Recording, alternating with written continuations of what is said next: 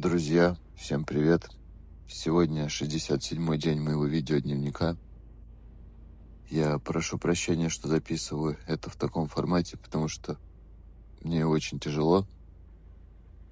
И я хотел бы поделиться с вами. Вы знаете, что люди могут не вернуться, зажав всю волю в кулаке, вас отпустить.